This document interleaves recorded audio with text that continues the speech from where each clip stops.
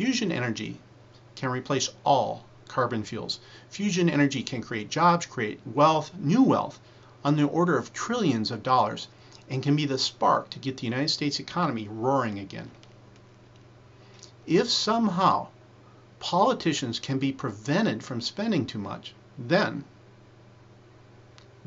directly and indirectly, the benefits from fusion energy might even help to raise our nation's exploding debt.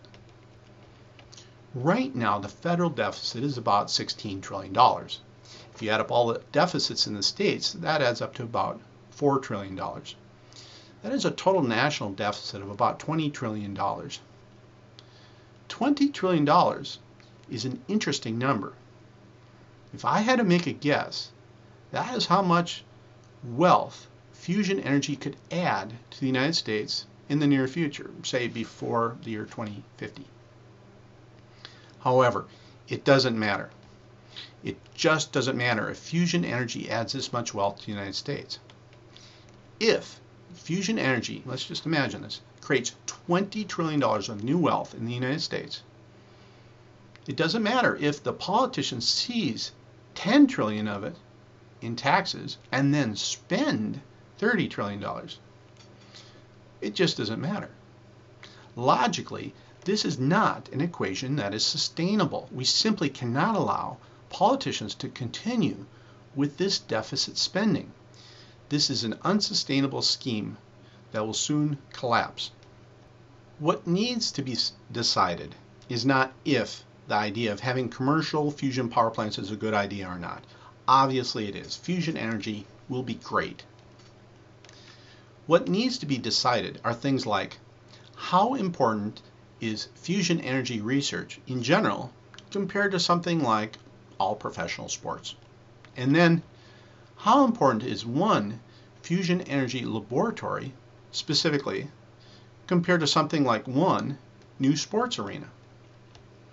Let me be clear, I don't hold a grudge for sports. I love sports. It's just that for most people, comparing the cost of fusion energy research to sports makes for an easy comparison. Next, ask yourself, should the U.S. government fund any testing and development of my new class of fusion power plants? If so, then should one national lab get all of the funding? Should all the funding go to just the national labs and to the universities? Ask yourself, does John Nordberg deserve any of this funding to test and develop his fusion power plant designs? Then, the final questions are, how much is needed? Where does the money come from? Who pays who? Money. Now, it all comes down to money. Again, I love the national labs. For me, 30 years ago, I could have imagined that at this point in my life, I would now be in charge of a major fusion energy research program at a place like Sandia or Lawrence Livermore. That hasn't happened. For me, it just makes sense that I build my own private fusion energy lab and be the leader that makes sure the proper work gets done and gets done right. Right now, I am 51. Without any government funding, it might take me another 10 years to get the lab going. So far, I've been patient with this. I first started all of this in my mid-teens, about 35 years ago, back when I ordered my first subscription to the magazine called Fusion. I have done my part. Now, many other people must do their part. How much funding is needed? In my opinion, what my fusion energy lab will need to do can be done for about half the cost of one of these new billion-dollar stadiums. In the case of the new Twin Stadium, it would cost about the same amount, somewhere between $500 to $600 million. Think about that. That puts it into perspective, doesn't it? In my opinion, I've advanced this fusion energy concept far enough to deserve significant funding to test these designs. For me, this has been a long road. From my point of view, most of the work has been completed. Now, there are very few steps left to finish.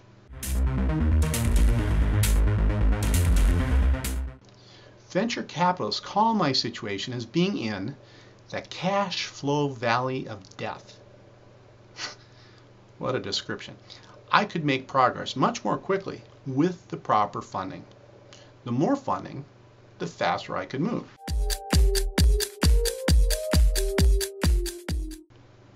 Ideally, I would like to get 3 staged federal grants and 1 grant from the state of Minnesota. Ideally, I would like to get a $10 million grant from the state of Minnesota. Ideally, I would like the first federal grant to be about $50 million. At this time, I estimate the second grant would be about $150 million.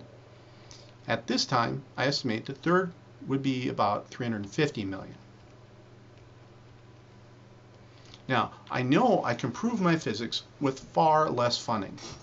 However, when you consider that I am proposing to build a proof of principle device, a fusion power plant that demonstrates break-even, and 3 demo power plants in a new laboratory in 3 years or less, this level of funding is actually very minimal. The numbers I just gave total $560 million. That is a guesstimate. After the first grant is put to use, I could give much better estimates. Obviously, if somebody said, here's $1 billion, I would take it. If the politicians prefer to go slow, then I would suggest starting with a grant of about $25 million. Keep in mind, extra money will purchase faster results. Again, there will be significant negative repercussions if these fusion power plants are developed in other countries first. After all, this is now a race to keep the old wealth and the new wealth in the United States. In my opinion, I've advanced this fusion energy concept far enough to deserve significant funding. By itself, what is shown in this film should be enough to qualify for the first grant.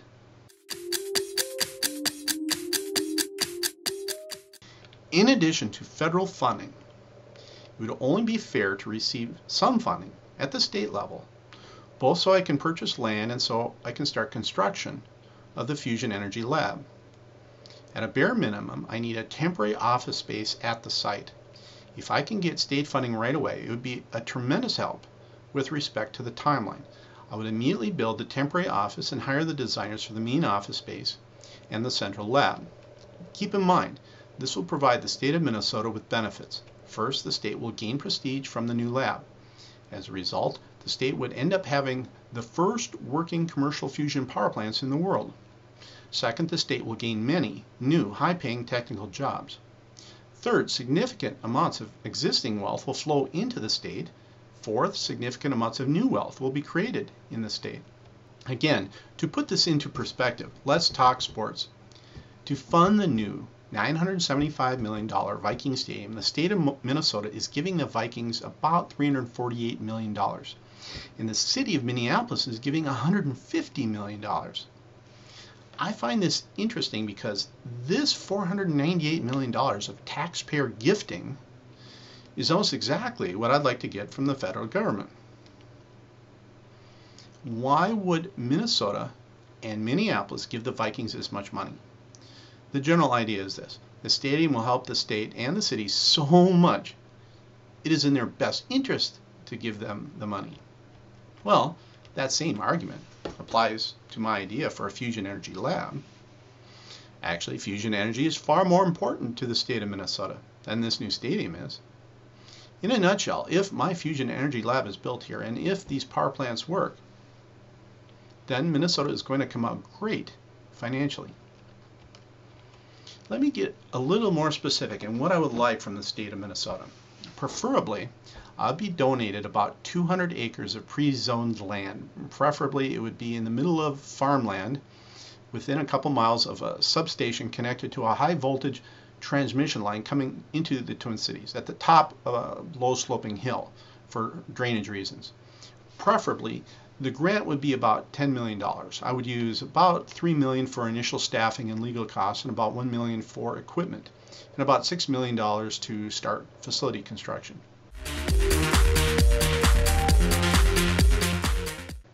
Preferably, for the first federal grant, I'm asking for $50 million.